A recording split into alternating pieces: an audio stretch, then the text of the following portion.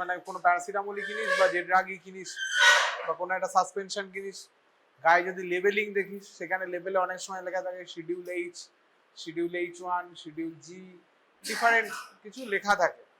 Why these are printed, why this should be some drug contents বা some labeling contents schedule X, এগুলো লেখা থাকে। এগুলো কেন লেখা থাকে, কোথায় কোথায় কোথাও কোথাও পাবি হচ্ছে schedule FF, ঠিক আছে, স্ট্যান্ডার্ড অনুযায়ী ডিফারেন্ট পাবি। এবার শুধুমাত্র যে ড্রাগস এর ক্ষেত্রেই আছে তা নয়, ডিফারেন্ট এনি আদার প্রোডাক্টস, সেটা হতে পারে ইনসুলিনের ক্ষেত্রে আলাদা আছে, digitalis preparation, ergot preparation, ergot alkaloid preparation, adrenaline preparation, তাদের ক্ষেত্রে আলাদা ডিফারেন্ট শিডিউল রয়েছে। তো সেই শিডিউলগুলো কি, মানে মেইনলি এই শিডিউলগুলোর অরিজিন কোত্থেকে আসছে। ইন্ডিয়াতে এই ড্রাগসের ব্যাপারে রেগুলেশন ব্যাপারটা প্রথম এসছিল, প্রথমে অ্যাক্ট হয় আর তারপরে রুল হয়, ড্রাগ অ্যান্ড কসমেটিক্স অ্যাক্ট, সেটা যদি 1940 তখন ছিল অ্যাক্ট, অ্যান্ড তারপরে সেটা হলো রুল। রুল হলো কত সালে, সেটা হচ্ছে ড্রাগস অ্যান্ড কসমেটিক্স রুল 1945। আর এগুলোর সাথে সাথে আরো কিছু কিছু অ্যাক্ট অ্যান্ড রুল রয়েছে, মানে অ্যাক্টটাই পরে রুল হিসেবে ডিফারেন্ট প্রভিশন তৈরি করেছে ডিফারেন্ট অ্যাসপেক্টে। সেটা হচ্ছে যেমন ধর ড্রাগস এর ক্ষেত্রে অবজেকশনেবল অ্যাডভার্টাইজমেন্ট অ্যাক্ট, ঠিক আছে, যে কিছু কিছু ড্রাগস এর অবজেকশনেবল অ্যাডভার্টাইজ, যে সেরকম কিছু করা যাবে না, সেগুলো এক্সাগারেটেড অ্যাডভার্টাইজ ক্লেম, সেগুলো করা যাবে না, সেগুলো কোন কোন ড্রাগের ক্ষেত্রে করা যাবে না, সেগুলো আলাদা আলাদা কিছু। তারপরে রয়েছে হচ্ছে ড্রাগস এর প্রাইস কন্ট্রোল অর্ডার, ডিপিসিও বলে, ড্রাগস প্রাইস কন্ট্রোল অর্ডার, এটা হচ্ছে 1995 এসছে। অ্যান্ড এই যে ড্রাগস এর অবজেকশনেবল অ্যাডভার্টাইজমেন্ট অ্যাক্ট, এটা এসছে 1954। আর আরেকটা যেটা অ্যাক্ট বলতে পারিস বা এটা বলছে ট্রেড অ্যান্ড মার্কস বলছে ট্রেডমার্ক, যেটা বলে trade and mark merchandise act, TMMA, সেটাও এসছে পরের দিকে এসছে। এবার ড্রাগস অ্যান্ড কসমেটিক্স অ্যাক্টস এর মধ্যে বিভিন্ন রকম রুলস রয়েছে, বিভিন্ন রকম প্রভিশন, চ্যাপ্টার্স, এরকম কিছু রয়েছে। আচ্ছা বলতে এই যে তোদের ডিফারেন্ট এই ড্রাগস রিলেটেড ব্যাপার, ফার্মাকোভিজিলেন্সের ব্যাপারের সাথে কোন কোন সংস্থা বলতে পারিস বা কোন কোন অথরিটি বা কোন কোন বডি যুক্ত থাকে, যেগুলো এতদিন পর্যন্ত তোরা পেয়েছিস? এডিআর ফর্মে কি কি নাম পেয়েছিস, কি কি আছে এডিআর ফর্মে, কি কি আছে ওখানে? তো কিছু আছে, অথরিটি বডি ছিল, গভর্নিং বডি, হ্যাঁ, এনসিসি, হ্যাঁ ঠিক, ন্যাশনাল কোঅর্ডিনেশন কমিটি, ওটা তো একটা কমিটি, মানে বডিটা কি, যে বডির আন্ডারে এনসিসি গুলো কাজ করে। আর কি কি আছে? সিডিএসসিও ছিল, CDSCO central drug standard control organisation. আর যে প্রোগ্রামটা রান করে সেটা কি, সেটা হচ্ছে PVPI, pharmacovigilance programme of India. এই টোটালটা ড্রাগ রিলেটেড ব্যাপারগুলো কার আন্ডারে আসে, সেগুলোকে বলা হয় DCGI এর আন্ডারে আসে। DCGI, drug controller general of India, ঠিক আছে, ড্রাগ কন্ট্রোলার, সেটা একটা পদ বলতে পারিস। আর হচ্ছে DGHS, directorate general of health service, এগুলো সবই আসে ministry of health and family ওয়েলফেয়ারের আন্ডারে আসে, ঠিক আছে। কিন্তু আবার যদি হচ্ছে national pharmaceutical price act, NPPA বলা হয়, ন্যাশনাল ফার্মাসিউটিক্যাল প্রাইজিং অ্যাক্টে যদি প্রাইজিং অথরিটি, সরি ওটা একটা বডি, প্রাইজিং অথরিটি, সেটা আবার আসবে অন্য একটা মিনিস্ট্রির আন্ডারে, Ministry of chemical and fertilisers, তার আন্ডারে আসবে সেটা। সেখানে কিছু কিছু ড্রাগের ক্ষেত্রে প্রাইস ক্যাপিং করা হয়, মানে সেটা তাদের হাতে থাকবে, যে কোনো কোনো ড্রাগ পার্টিকুলার সেই ড্রাগ, সেটা ডিফারেন্ট এসেনশিয়াল কমোডিটি অ্যাক্টের মধ্যে পড়বে, যে সেখান থেকে প্রাইস কন্ট্রোলটা করা যাবে। ন্যাশনাল ফার্মাসিউটিক্যাল প্রাইজিং অথরিটি সেই প্রাইস কন্ট্রোলটা করে, NPPA। এটা কাজ করে কার আন্ডারে? Ministry of chemicals and Fertilizers, সেটার আন্ডারে কাজ করবে, ঠিক আছে। National Pharmaceutical Pricing Authority, National Pharmaceutical Pricing Authority. এবার এরা এই ড্রাগের প্রাইসটাকে ক্যাপিং করবে, এবং তার method, how they fix a price of a particular drug or drug composition, যে কোনো একটা কম্পোজিশন তার যে ম্যাক্স ক্যাপিং হবে, যে ম্যাক্সিমাম রিটেল প্রাইস এর উপরে যাবে না, এমআরপি এর উপরে যাবে না, সেটা তারা ঠিক করবে। সেটা কিভাবে করা হবে সেটাও তারা বলে দেবে। মানে এমন নয় যে NPPA national pharmaceutical pricing authority একটা বলে দিল যে এই দামটাই হবে, সেটা হয়তো ভেরি লো কস্ট, সেটা হয়তো তার প্রোডাকশন কস্টের থেকে অনেক কম, সেরকম ভাবে হয় না। তাদের একটা মেথড থাকে, সেই মেথড অনুযায়ী করা হয় এবং they have to disclose it and they have to revise it within certain interval. মানে বলে every 6 months, every 8 months, every 1 year, every 2 ইয়ারে আমরা এই প্রাইসটাকে রিভিশন করব, ঠিক আছে।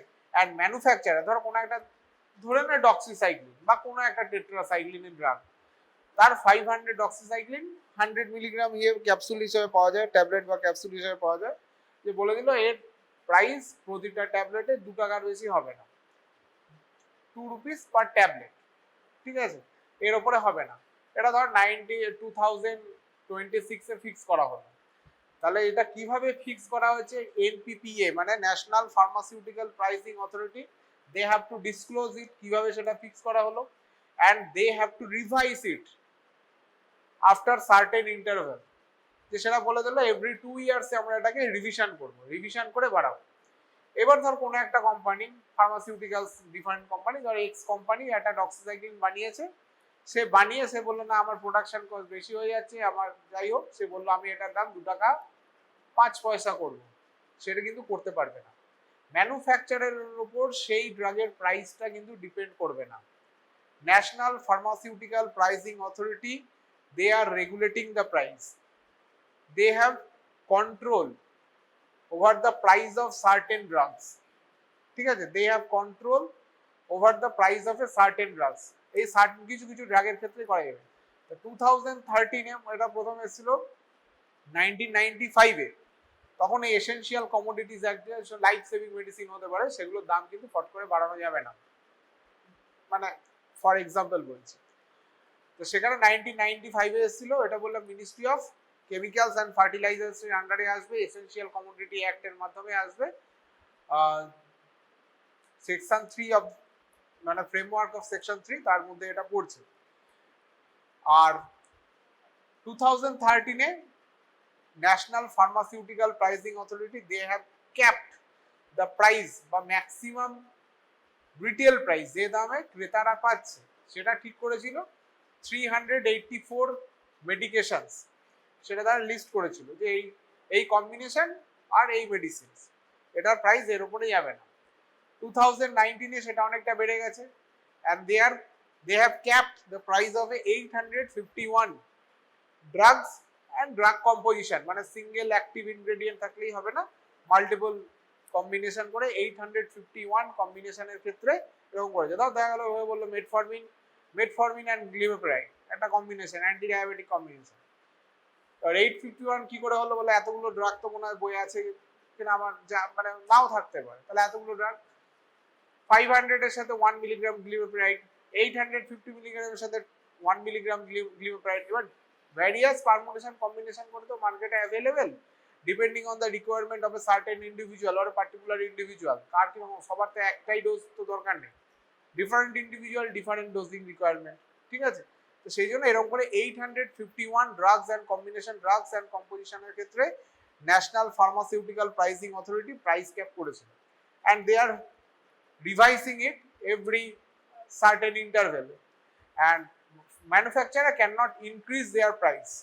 Manufacturer have to apply or have to request the NPPA for price hike, তারপরে তারা যদি মনে করে না এখন প্রাইস বাড়ানো উচিত তবে বাড়বে, না হলে বাড়বে না।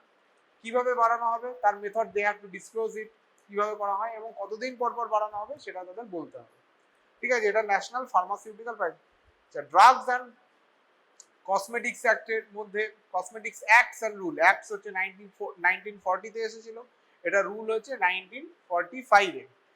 এবার এর মধ্যে কিছু স্পেসিফিকেশন থাকে, যে ড্রাগসের কোন একটা ধর প্যারাসিটামলের একটা ট্যাবলেটের একটা স্ট্রিপ নিলি, সে 650 মিলিগ্রাম হতে পারে, 500 মিলিগ্রাম হতে পারে, তার কি কি জিনিসপত্র থাকবে সেই লেভেলিং এর মধ্যে সে তো প্যাকিং তো ডিফারেন্ট হতে পারে, ব্লিস্টার প্যাক হতে পারে, ইয়ে প্যাক হতে পারে, আলু আলু প্যাক হতে পারে, what ever the pack is.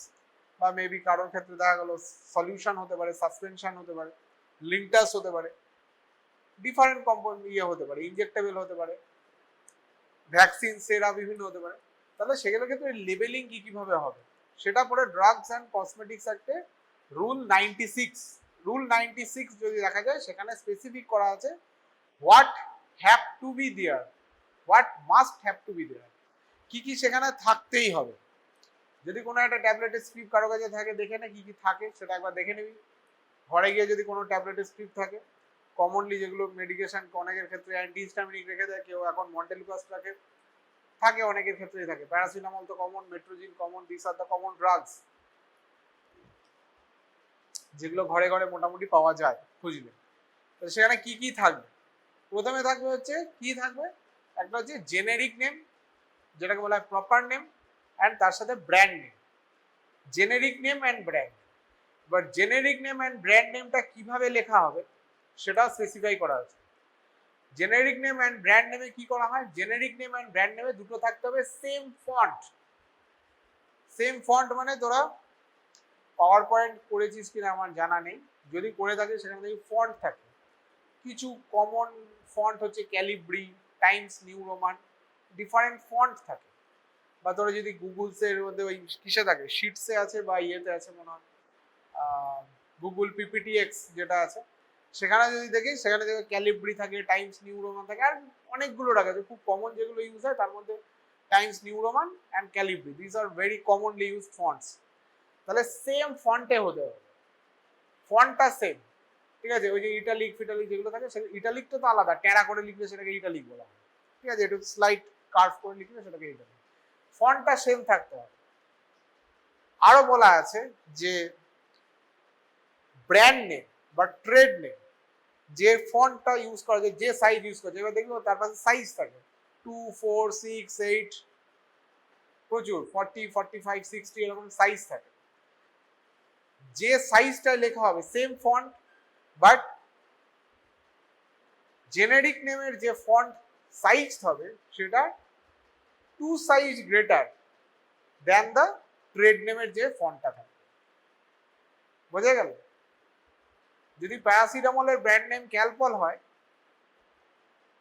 তাহলে ক্যালপলের ফন্ট যদি টাইমস নিউ রোমান ধর 18 তার ফন্ট সাইজ, তাহলে এটার ক্ষেত্রে প্যারাসিটামল যে লেখা থাকলো ক্যালপল ব্র্যান্ড নেম, প্যারাসিটামল হচ্ছে অ্যাক্টিভ ইনগ্রেডিয়েন্ট বলতে পারিস, বা এটাকে বলা হয় জেনেরিক নেম। জেনেরিক নেমে সেটা থাকবে প্যারাসিটামল লেখা থাকবে যেটা, সেটা হয়তো 20 ফন্টে লেখা থাকবে, মানে টাইমস নিউ রোমান ফন্ট 20 সাইজে লেখা থাকবে, মানে 2 ফন্ট গ্রেটারে হতে হবে, 1 নম্বর। 2 নম্বর হচ্ছে ম্যানুফ্যাকচারারের অ্যাড্রেস থাকতে হবে অ্যান্ড লাইসেন্স নাম্বার থাকতে হবে। দেখবি কোথাও একটা manufacturer address and LIC number বলে লাইসেন্স নাম্বার, কে ম্যানুফ্যাকচারার করেছে, অনেকের মার্কেটেড বাই এক company, manufactured by other company, তাদেরও কিন্তু অ্যাড্রেস পুরোটা দেওয়া থাকে, যে মার্কেটেড বাই কোন কোম্পানি, তার ধর সিপলা, ম্যানুফ্যাকচারিং ধর একটা কোম্পানি করেছে, থার্ড পার্টি কোম্পানি করেছে, অনেক ক্ষেত্রে অনেক ড্রাগের ক্ষেত্রে হয়। পেছন যদি কোনোদিন কোনো একটা ড্রাগের যদি লেবেল পড়িস অনেক কিছু জানতে পারবি। সবার ম্যানুফ্যাকচারার সেম, যে কোম্পানি মার্কেট করছে সেই কোম্পানি ম্যানুফ্যাকচারিং ইন্ডাস্ট্রি নয়, ম্যানুফ্যাকচারিং কোম্পানি থার্ড পার্টি। যেটা ল্যাপটপ ফ্যাপটপেও দেখবি বাইরেটা সোনি ভ্যাও, ভেতরে খুলবি সব মেড ইন চায়না, অনেক প্রচুর আছে, ঠিক আছে। তাহলে এটাও তাই, থার্ড পার্টি ম্যানুফ্যাকচারার। তাহলে ম্যানুফ্যাকচারারের অ্যাড্রেস অ্যান্ড লাইসেন্স নাম্বার, যেটা মার্কেটে কেউ করছে সেটা না থাকলেও চলবে, মানে manufacturer address and licence number এটা থাকতে হবে। আর কি কি থাকতে হবে, ম্যানুফ্যাকচারিং ডেট, কবে এটা তৈরি হয়েছে, expiry date and licence number, manufacturing date, expiry date and licence number, এটা থাকতে হবে must. Manufacturing date, expiry date and licence number. আর কি থাকবে, ধর প্যারাসিটামলের একটা স্ক্রিপ্ট, ধর ক্যালপল 650, একটা স্ক্রিপ্টে জেনারেলি 15 ট্যাবলেট থাকে, কোথাও এটা লেখা থাকবে যে 15 ট্যাব। যদি কোনো সিরাপ সাসপেনশন হয় তাতে কোথাও এটা লেখা থাকবে এটা কতটা সিরাপ বা সাসপেনশন আছে এটাতে, সিল প্যাকটায় 200 ml, 170 ml, 450 ml, যেরকম সেটা পুরোটা লেখা থাকতো। 15 tabs, 15 capsule, 10 caps, strip of এই ক্যাপ, এটা লেখা থাকতে হবে। আর কি থাকতে হবে তার সাথে, যে প্রতিটা ট্যাবলেট, যেমন ইচ ট্যাবলেট অফ প্যারাসিটামল বা each tablet of Calpol contains acetaminophen এত ইকুইভ্যালেন্ট টু এত, এটা লেখা থাকতে হবে। তো মানে ইচ ইনগ্রেডিয়েন্টস যে কতটা অ্যামাউন্টে আছে সেটা লেখা থাকতে হবে। ইন কেস অফ সিরাপে কিরকম লেখা থাকে, each 5 ml contains the sucralo, each 5 ml contains 1 gram of sucralfate and oxetacaine, হয়তো লেখা সুক্রালোর ক্ষেত্রে হয়তো অক্সেটাকাইন হয়তো 10 মিলিগ্রাম মেবি, আমি বলছি আবার রাফলি যেটা মনে পড়ছে সেটা বললাম, সেটা ওখানে লেখা থাকতে হবে। ঠিক আছে, টোটাল অ্যামাউন্টটা লেখা থাকতে হবে বা টোটাল কন্টেন্ট কতটা আছে, আর এটা লেখা থাকতে হবে। এরপরে তো কোন শিডিউলের আন্ডারে পড়ে সেটা লেখা থাকবে। এটা হচ্ছে রুল গেল 96। এবার তাহলে 97 কি বলছে, 97 বলছে যে ড্রাগ, যে সমস্ত ড্রাগ ফর ইন্টারনাল ইউজ মানে সিস্টেমিক এক্সপোজার হবে বা ওরালি ইনটেক করতে হয় বা ইন্টারনালি ইনসার্ট করতে হয়, সেগুলোকে কিছু লেখা থাকতে হবে। সেগুলোতে ওয়ার্নিং বা কশন এটা লেখা থাকতে হবে। ওয়ার্নিং বা কশন এটা থাকতে হবে যে দিস ইজ ফর, এবার শিডিউল অনুযায়ী ডিফারেন্ট তার লেভেলিং হবে, শিডিউল অনুযায়ী আলাদা হবে, কিন্তু কশন বা ওয়ার্নিং এটা লেখা থাকতে হবে। ঠিক আছে, আর রুল 97 এর মধ্যে যেগুলোতে ধর অয়েনমেন্টস, লোশন, ক্রিম, এগুলো যেগুলো রয়েছে যেগুলো এক্সটার্নাল ইউজের জন্য, সেগুলোতে লেখা থাকতে হবে। সেটাও রুল 96 স্পেসিফাই করছে for external use only, for external use only. ধর কোন একটা, ধর ক্লোবেডাজল, clotrimazole cream, clotrimazole that is an antifungal drug that is use for the various ইয়ের ক্ষেত্রে ইউজ করা হয়, রিংওয়ার্ম এর ক্ষেত্রে ইউজ করা হয়। ঠিক আছে, রিংওয়ার্ম বা টিনিয়া ইনফেকশন বা দাগ, সেখানে ইউজ করা হয়। এখানে ক্লোট্রিমাজল যে প্রিপারেশন, একটা প্রিপারেশন আছে, সেখানে কোথাও লেখা থাকতে হবে এক্সটার্নাল ইউজ অনলি। প্যারাসিটামলের ক্ষেত্রে যেটা হচ্ছে কশন অ্যান্ড ওয়ার্নিং। ঠিক আছে, সেটা ইন্টারনালি ইনটেক করতে হয়, ইন্টারনাল যে সেটার উপর ডিপেন্ড করে। And rule 161 that describes the provision for Indian system of medicine for their labeling, packing and limits of alcohol use, সেটা কিন্তু আয়ুর্বেদ, ইউনানি and সিদ্ধা, সেখানে তো অ্যালকোহল ইউজ হয়, যে তাদের যে পরিমাণের উপরে ইউজ করে সেটা সেখানে রুল 161 সেটা ডেসক্রাইব করে। ইন্ডিয়ান সিস্টেম অফ মেডিসিনের লেবেলিংটা কিরকম হবে, প্যাকেজিং কিরকম হবে, অ্যান্ড তার লিমিটস অফ অ্যালকোহল কিরকম থাকবে, সেটা রুল 161টা সেটাকে ডেসক্রাইব করবে। ঠিক আছে, এবার বলছে ড্রাগস অবজেকশনেবল অ্যাডভার্টাইজমেন্ট অ্যাক্ট, এটা এসে 1954 এ। ড্রাগ অবজেকশনেবল অ্যাডভার্টাইজিং অ্যাক্ট মানে এই অ্যাক্টস অ্যান্ড রুল আন্ডার ইট, এটা কি করে mainly, it controls the advertisement of certain category of drugs, মানে সমস্ত ড্রাগের অ্যাডভার্টাইজমেন্টের ক্ষেত্রে নয়, সার্টেন ক্যাটাগরি অফ ড্রাগস এর অ্যাডভার্টাইজমেন্টের ক্ষেত্রে এদের কন্ট্রোলিং পাওয়ার রয়েছে। কেন এই কন্ট্রোল পাওয়ারটা দরকার, so that the manufacturing company or অ্যাডভার্টাইজমেন্টের যে ক্লেম, সে they can not exaggerate their claim, they cannot make any false claim, they cannot mislead the general population, so that কি কি হতে পারে, so that যে কোন কোন ক্ষেত্রে হতে পারে এরকম ফলস ক্লেম, মিসলিডিং ক্লেম বা এমন claim that disguise the true nature or true character or capability of certain drugs. কোথায় এগুলো হয়, কোন ড্রাগের ক্ষেত্রে হতে পারে, কোন কোথায় ইউজের ক্ষেত্রে হতে পারে, মানে কোন ডিজিজ বা কোন এলিমেন্টস তাদের ক্ষেত্রে এরকম ফলস ক্লেম করলে লোকে খুব প্রলুব্ধ হয়। মোস্ট কমন কি, সব থেকে বেশি অ্যাড থাকে, পেপার খুললেই অ্যাড, আর চুল পড়ে যাওয়া, অ্যালোপেশিয়া, তার অ্যাড তো সব থেকে বেশি থাকে, পেপার খুললেই মোটামুটি দুদিন পরে পরে একটা করে অ্যাড থাকে। ঠিক আছে, তো সেইখানে যেত এই যে ড্রাগ প্রিপারেশন যেগুলো আছে সেগুলো যাতে ফলস ক্লেম না করতে পারে, যেমন একটা আমি ড্রাগ দিতাম যেটা হচ্ছে বল্ডনেস আটকাবে, যে এটা বল্ডনেস প্রিভেন্ট করছে, ঠিক আছে, বল্ডনেস প্রিভেন্ট করছে, or it can cure baldness, or it can cure some diseases, ঠিক আছে, সেইটা নিয়ে যাতে ফলস ক্লেম যাতে না হয়, এটা অবজেকশনেবল অ্যাডভার্টাইজমেন্ট অ্যাক্ট, ঠিক আছে, এটা 1954 1955 এই সময় এসছে, কিন্তু এটার আন্ডারে এগুলো পড়ে। এবার কিছু স্কেডিউলও আছে, পার্টিকুলার কিছু ডিজিজের আন্ডারের জন্য আছে, সেগুলোর জন্য আসছি পড়ে।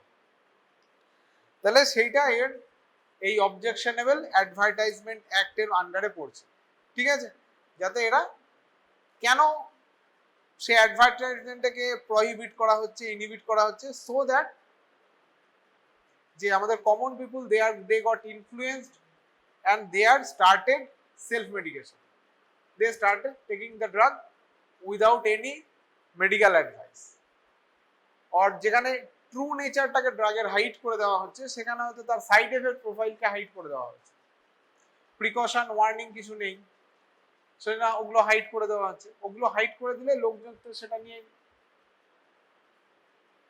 ইনটেক করছে, সেলফ মেডিকেশন করছে, তাহলে সেটা রেশনাল ইউজ অফ ড্রাগস এর মধ্যে আসছে না, ঠিক আছে, it is a type of drug অ্যাবিউজের দিকে আমরা প্রমোট করা যাতে না হয় সেই জন্য সেখান থেকে আটকানো হয়, ঠিক আছে। আর কিছু স্কেডিউলও আছে, স্কেডিউল জে এর মধ্যে পড়ছে, সেখানে কিছু এরকম ফলস ক্লেম করা যাবে না, পার্টিকুলার কতগুলো ডিজিজ অর এলিমেন্টস, ঠিক আছে, তাদের ড্রাগ নিয়ে ফলস ক্লেম করা যাবে না, সেটা আছে। নেক্সট যেগুলো আসছে সেগুলো হচ্ছে কিছু কিছু, যেমন হচ্ছে অনেকগুলো স্কেডিউল আছে, এ থেকে জেড পর্যন্ত অনেকগুলো আছে, এক্স ওয়াই পর্যন্ত আছে। এবার তাদের মধ্যে অনেকগুলো হচ্ছে ড্রাগস রিলেটেড, আর কতগুলো আছে ড্রাগস নয় বাট ডিফারেন্ট, বলতে পারি সেটা সার্জিক্যাল ড্রেসিংস হতে পারে, সেটা হতে পারে ভ্যাকসিন অ্যান্ড সেরা কিভাবে প্রডিউস করতে হবে, তার ম্যানুফ্যাকচারিং ইউনিটস কিরকম হবে, কিছু আছে গুড ল্যাবরেটরি প্র্যাকটিস নিয়ে, কিছু আছে গুড ম্যানুফ্যাকচারিং প্র্যাকটিস নিয়ে, কিছু রয়েছে what are the minimum requirements to run A pharmacy, কোন কোন ক্ষেত্রে এক্সেমশন আছে, কিভাবে ড্রাগ ইম্পোর্ট করা হবে, বায়োলজিক্যালস এর ক্ষেত্রে কিছু আছে, সেরকম কিছু রয়েছে। যেমন ধর schedule C A B C, schedule C এর মধ্যে যেগুলো পড়ছে, সে describe the provisions or deals with the drugs, like কি কি রকম হচ্ছে ভ্যাকসিন, সেরা অ্যান্টিসেরা যেগুলো বলে, টক্সিন মানে টিটেনাস টক্সাইড, অ্যান্টিটক্সিন, কিছু অ্যান্টিটক্সিন দেওয়া হয় টক্সিনকে নিউট্রালাইজ করার জন্য, তাই তো, টক্সিন, অ্যান্টিটক্সিন অ্যান্ড ইনসুলিন, যদি ইনসুলিনের কোনো কার্ট্রিজ দেখিস সেখানে দেখবি স্কেডিউল সি এর মধ্যে আসছে, স্কেডিউল সি, ঠিক আছে। সি ওয়ান এর মধ্যে কি আসবে, সি ওয়ান এর মধ্যে সি ওয়ান এর মাধ্যমে আসবে কিছু special preparation, deals with some special preparation like digitalis preparation, digitalis কোথায় ইউজ হয়, হার্ট ফেলিওরে, আর কোথায় ইউজ হয় অ্যাট্রিয়াল ফিব্রিলেশনে ফ্লাটারে কনভার্ট করার জন্য, রেট কমানোর জন্য, তাই তো, সেখানে ইউজ হয় digitalis preparation, ergot alkaloid preparation, ergot কোথায় ইউজ হয় রে, what are the different uses of ergot alkaloid, postpartum haemorrhage, আরেকটা যেগুলো এখন অ্যাপ্রুভড ইউজের মধ্যে আছে, খিদে টিদে বড় অ্যানোরেক্সিজেনিক এফেক্টের জন্য ইউজ করা হয় না তো, পোস্টপার্টাম হেমারেজ, আরেকটা মাইগ্রেন, যদি ইউরোপিয়ান মেডিকেল অ্যাসোসিয়েশন বলছে ইউজ করাটা ঠিক নয়, অন্যান্য ড্রাগ যারা ট্রিপটান থাকতে বা non steroidal anti inflammatory drug থাকতে বা প্যারাসিটামলের মতো ড্রাগ, সেই সমস্ত ড্রাগ থাকতে এগুলো ইউজ করার খুব একটা দরকার নেই, ঠিক আছে। তাহলে এখানে ইউজ হয় আর্গট প্রিপারেশন, আর কি অ্যাড্রেনালিন শিডিউল সি ওয়ান এর মধ্যে পড়ে, vitamins, liver extract, fish oil, this comes under the schedule C one. তাহলে এখানে যখন এই সমস্ত ইয়ের যখন লেবেলিং দেখবি তখন স্কেডিউল সি ওয়ান লেখা থাকবে, স্কেডিউল সি ওয়ান। এবার তার সাথে অ্যাসোসিয়েটেড ওয়ার্নিং, প্রিকশন এগুলো লেখা থাকে। তারপরে স্কেডিউল এফ, যেমন ধর এখানে যেমন ব্লাড ব্যাংক হয়েছে, সেই ব্লাড ব্যাংকের রিকোয়ারমেন্টটা কি, একটা ফাংশনিং ব্লাড ব্যাংকের রিকোয়ারমেন্টটা কি রকম হবে, সেটা schedule F describe, schedule F এ ডেসক্রাইব করা আছে, স্কেডিউল এফ। স্কেডিউল এফ এর এফ এর পরে F1, F2, F3 রয়েছে। যেমন F1 কি করে? F1 deals with what are the requirements? Deals with the requirements for the production of viral vaccine and bacterial vaccine when it is used when it is prepared from any microorganism. কোনো একটা micro অর্গানিজমকে use করে যখন এটা এই vaccine, কিছু viral vaccine, কিছু bacterial vaccine যদি তৈরি করা হয়, তো সেটা কিন্তু এই স্কেডিউল F1 এর মাধ্যমে সেখানে স্পেসিফাই করা হচ্ছে হোয়াট আর দ্য রিকোয়ারমেন্টস, ঠিক আছে, what are the provisions for their production and some antisera production when it is produced using living animals. যেমন আগে হচ্ছে হর্স অ্যান্টিসেরাম ইউজ করা হতো, তাহলে হর্স একটা লিভিং অ্যানিমাল, সেই লিভিং অ্যানিমাল, সেখানে যদি লিভিং অ্যানিমাল ইউজ করে করা হয়, মানে বডিতে ইনজেক্ট করছে, প্রডিউস হচ্ছে, সেখান থেকে এক্সট্রাক্ট করে পিউরিফাই করে ইউজ করা হচ্ছে, যে প্রসিডিওরের মধ্যে মাইক্রোবায়োলজিতে তোরা ভালো পড়বি, তাহলে সেগুলো কিন্তু স্কেডিউল F1 এর মধ্যে পড়ে। স্কেডিউল F2 যদি দেখি, স্কেডিউল F2 কি করে? সার্জিক্যাল ড্রেসিংস তার যে স্ট্যান্ডার্ড অ্যান্ড সার্জিক্যাল যে ব্যান্ডেজ তার যে স্ট্যান্ডার্ড, সেটাকে স্পেসিফাই করা আছে স্কেডিউল F2 তে। স্কেডিউল F3 যদি দেখি, স্কেডিউল F3 বলছে that specifies the requirement for sterilized umbilical polyester tape, ঠিক আছে, এবার স্পেসিফিক করা আছে। Schedule FF deals with the ophthalmic preparation, মানে অপথ্যালমিক যে আই ড্রপ প্রিপারেশন, সেটা হচ্ছে পুরোটা স্কেডিউল F এর মধ্যে আসবে। নেক্সট হচ্ছে যেগুলো এবার ড্রাগ রিলেটেড মধ্যে, তার মধ্যে একটা মেজর হচ্ছে স্কেডিউল জি। স্কেডিউল জি এর মধ্যে কোন সমস্ত ড্রাগ আছে? স্পেসিফিক্যালি আসবে anti cancer drugs, anti epileptic drugs, diuretic drugs, anti diuretic drugs and few antihistaminic. Few specific antihistamines comes under schedule G. তাহলে কি কি হলো? What are the drugs? একটা হলো অ্যান্টি ক্যান্সার ড্রাগ, ক্যান্সার কেমোথেরাপিতে যেগুলো use করব, epilepsy ট্রিটমেন্টে আমরা যেগুলো ইউজ করব, এপিলেপসিতে অনেক ড্রাগ করেছিস, এপিলেপসি ট্রিটমেন্টে যেমন ফেনিডোইন, ভ্যালপ্রোয়েট, লিভোটাইরাসিটাম, ব্রিভারাইসিটাম, এরকম প্রচুর যে ড্রাগগুলো রয়েছে সেগুলো, কার্বামাজাপিন, অক্সকার্বাজাপিন, ঠিক আছে, ল্যামোট্রিজিন, ল্যাকোসামাইড, এগুলো সব এগুলো এর মধ্যে আসবে। Anti epileptic, diuretic, anti diuretic drugs and few antihistaminics. Few specific antihistaminics comes under the schedule G. এই শিডিউল জি তে কি লেখা থাকবে? স্কেডিউল জি তে, স্কেডিউল জি এরকম করে লেখা থাকে, পাশে লেখা থাকে this is dangerous to take this preparation without except under medical supervision. This is dangerous to take this preparation except under medical supervision. মানে এটা ওই ড্রাগের গায়ে লেবেলিং এ থাকবে, স্কেডিউল জি, তার পাশে এটা লেখা থাকবে this is dangerous to take this preparation except under medical supervision.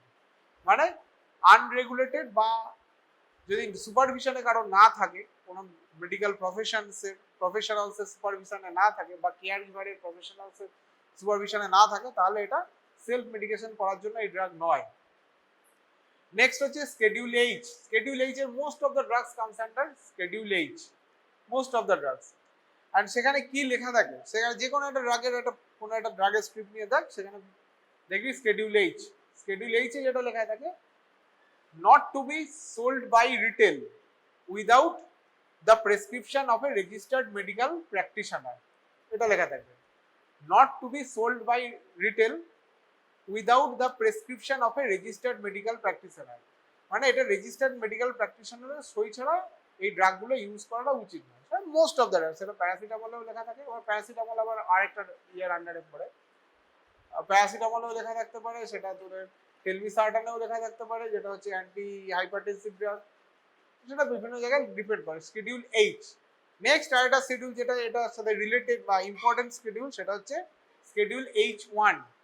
Schedule H1 it list some drugs, few drugs, যেমন কোন কোন ড্রাগগুলো করে, কিছু অ্যান্টি টিউবারকুলার ড্রাগ, কিছু newer antibiotic drug, some sedative anxiolytic drug, and specifically pentazocine, that is an opioid derivative drug আর analgesic drug. আরেকটা analgesic drug tramadol. এগুলো একটা সময় ছিল 26টা ড্রাগ ছিল, এখন আমি রিসেন্ট বলতে পারছি না যে কতগুলো ড্রাগ এর আন্ডারে এসছে, আস্তে আস্তে তো বাড়ে, এক্সপ্যানশন হয়, তো সেটা comes under the schedule H1, ঠিক আছে। অ্যান্ড এখানেও লেখা থাকবে যে শিডিউল H এ যেরকম লেখা থাকতো not to be sold by retail, মানে খুচরো বিক্রি করা যাবে না without the prescription of a registered medical practitioner, এটা তো লেখা থাকবে। And this is it is dangerous to take this preparation except in accordance with medical supervision, ঠিক আছে। মেডিকেল সুপারভিশন ছাড়া এটা নেওয়াটা ডেঞ্জারাস, এটাও লেখা থাকবে। শিডিউল জিতে যেটা লেখা থাকতো শিডিউল H1 এও সেটা একটু মডিফাই করে লেখা থাকে, and not to be sold by retail without the prescription of a registered medical practitioner, এটা স্পেসিফিক্যালি লেভেলিং এ থাকবে। এটা যে কোনো স্ট্রিপ খুলে দেখে নিবি, না হলে বুঝতে পারবি না কোথায় লেখা আছে কোথায় লেখা থাকে না, লেখা থাকে সব। কোনোটা কালার কোডিং থাকে, কোনোটা লালে লেখা থাকবে, কোনোটা হয়তো কমলায় লেখা থাকবে, বা কোনোটা হয়তো এমনিই লেখা থাকবে, সেটা লেখা থাকে।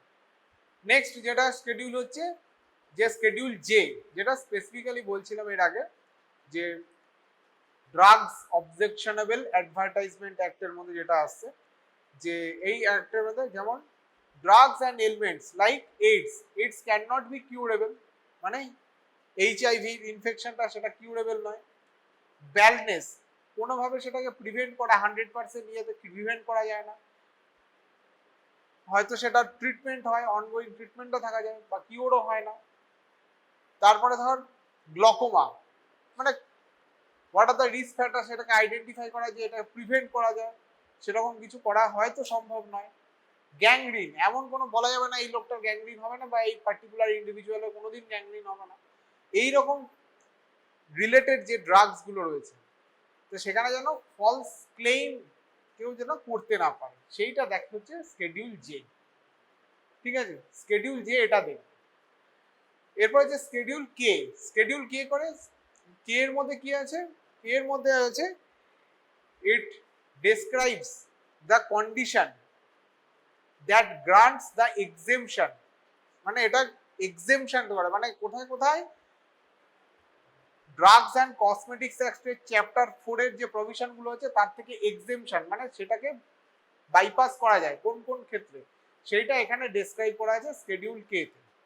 কিছু কিছু যেমন হাউসহোল্ড ড্রাগ, হাউসহোল্ড ড্রাগের মধ্যে পড়ে প্যারাসিটামল পড়ে, অ্যাসপিরিন পড়ে, খুব কমনলি ইউজ হয়। আর কি পড়ে, বার্নের জন্য যে প্রিপারেশন, মানে সিলভার এক্স অয়েন্টমেন্ট বলতে পারিস অনেক সময়, বার্ন, পেইন বাম, এইগুলো হাউসহোল্ড রেমেডিজ এর মধ্যে পড়ে। And this can be sold from a non pharmaceutical store, non licence pharmaceutical store, মানে যেখানে যে স্টোরের কোনো লাইসেন্স নেই, ফার্মাসিউটিক্যাল লাইসেন্স নেই, সেই স্টোর থেকে বিক্রি করা যাবে। This can be sold from a non licence pharmaceutical store or store in a village, সেই সমস্ত ভিলেজে যেখানে ভিলেজের পপুলেশন লেস দ্যান 1000, সেইটা শিডিউল কে তে ডেসক্রাইব করা আছে, এবং আদার কন্ডিশন যেগুলো আছে সেগুলো ডেসক্রাইব করা আছে, মানে it describes the condition for grant of exemption. এটা হচ্ছে চ্যাপ্টার 4 বা section 4 of the drugs and cosmetics অ্যাক্টের যে প্রভিশন গুলো আছে তার থেকে এক্সেমশন কোথায় কোথায় গ্র্যান্ট করা যেতে পারে সেগুলো শিডিউল কে তে ডেসক্রাইব করা রয়েছে। নেক্সট যেটা ইম্পর্টেন্ট শিডিউল হচ্ছে তোদের schedule X and schedule Y. Schedule X এ কি আছে, it list the certain drugs that comes under, আগে যেটা ছিল narcotic drugs and psychotropic substance এর আন্ডারে যে ড্রাগগুলো ছিল সেই ড্রাগগুলো এই শিডিউল এক্স এ গেছে। Narcotic drugs and psychotropic substance এর আন্ডারে যে ড্রাগগুলো ছিল সেগুলো শিডিউল এক্স এ লিস্ট করা হয়েছে। আর এগুলোর ক্ষেত্রে কি লেখা থাকে, শিডিউল এক্স তো লেখাই থাকবে, তার সাথে কি লেখা থাকবে, to be sold by retail, মানে এটা খুচরো বিক্রি করা যাবে, এক্সেপ্ট মানে রেজিস্টার্ড মেডিকেল প্র্যাকটিশনারের ইয়েতেই একমাত্র এগুলো বিক্রি করা যায়। রেজিস্টার্ড মেডিকেল প্র্যাকটিশনারের যদি প্রেসক্রিপশন থাকে তবে এটা বিক্রি করা যাবে। To be sold by retail on prescription of a registered medical practitioner, এটা শিডিউল এক্স এ লেখা থাকে। Mainly narcotic drugs and psychotropic substance, narcotic drugs and psychotropic substance. Psychotropic substance কিছু একটা হ্যালুসিনোজেন এজেন্ট রয়েছে, হ্যালুসিনোজেন যেগুলো হ্যালুসিনেশন প্রডিউস করে, CNS excitatory agent কিছু থাকতে পারে, ঠিক আছে, সেগুলো এর আন্ডারে আসবে, ঠিক আছে। যেমন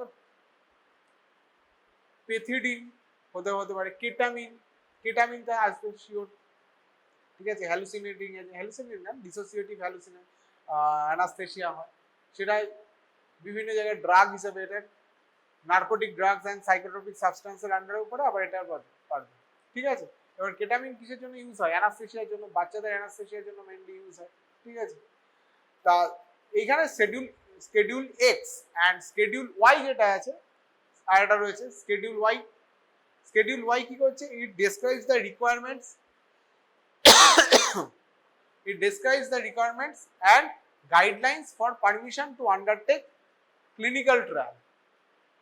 একটা ক্লিনিক্যাল ট্রায়াল ক্যারি আউট করার জন্য কি কি রিকোয়ারমেন্ট অ্যান্ড কিভাবে পারমিশনটা পাওয়া যায়, তাই সেটা ডেসক্রাইব করা রয়েছে স্কেডিউল ওয়াই তে, ঠিক আছে। এক্স হলো ওয়াই। আর এটা আবার অনেক সময় এটাও ডেসক্রাইব করে যে কিছু ড্রাগস বাইরে থেকে ইম্পোর্ট করা অ্যান্ড ম্যানুফ্যাকচারিং অ্যান্ড সেল, সেটাও এখানে কিছু ডেসক্রাইব করা হয়েছে। Deals with the manufacture, import and sales of a drug. Some drug, particular ড্রাগসের ক্ষেত্রে এই রিকোয়ারমেন্টসগুলো লাগে।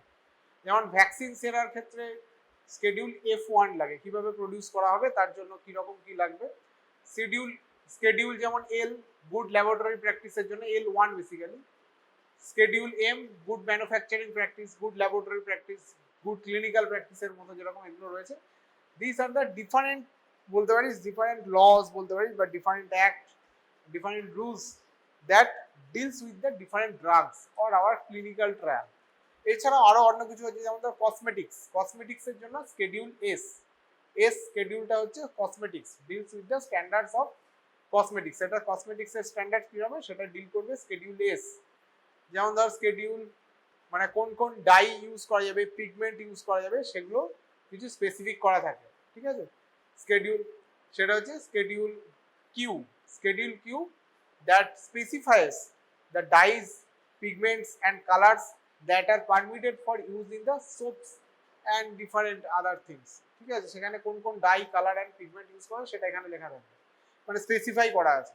তাহলে সবটাই মোটামুটি একটা রেগুলেশনের আন্ডারে নেওয়া, যাতে ম্যাল প্র্যাকটিস না হয়, র্যাশনাল ইউজ অফ মেডিসিনকে যাতে প্রমোট করা যায়, সেলফ মেডিকেশনটাকে যাতে রিডিউস করা যায়, টু ইনডিউস দ্য প্রপার। এবার এতে কি হয়, একটা হচ্ছে তোর আমাদের প্রচুর রিসোর্স বেঁচে যায়, আমাদের গভর্নমেন্টের খরচ কমে যায়, ম্যাল ইউটিলাইজেশন অফ রিসোর্সেস যাতে না হয়, যে আমার কাছে আছে আমি ইউজ করে দিচ্ছি, এরকম কোনো মানে হয় না।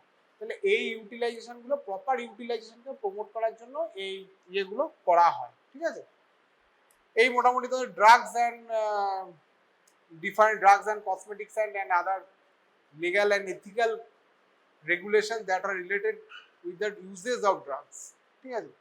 আর এটা থেকে তোদের schedule X, schedule Y, schedule H, schedule H1 এগুলো মোটামুটি একটু জানতে হয়। এগুলো একটু জানলেই হয়, কতগুলো কি কি ড্রাগ আছে, কিরকম টাইপের ড্রাগ, স্কেডিউল জি কি লেখা থাকে, স্কেডিউল এক্সটার সাথে কোনটা related, narcotic drugs and psychotropic substance সেটার সাথে রিলেটেড কিভাবে লেখা থাকে, কোথায় নট টু বি সোল্ড এগুলো লেখা থাকে কিনা। আর এই এর থেকে খুব একটা কোশ্চেন আসে না, মানে এর মধ্যেই যা কোশ্চেন আসার আসে মেইনলি। আর ওই ডিসিজিআই, ডিজিএইচএস, সিডিএসসিও এগুলোর অথরিটি কারা, মানে কার সাথে ডিল করে, সেগুলো একটু জেনে রাখা ভালো। আর ওই অবজেকশনেবল অ্যাডভার্টাইজমেন্ট অ্যাক্ট, এটা নামটা জানলেই হবে।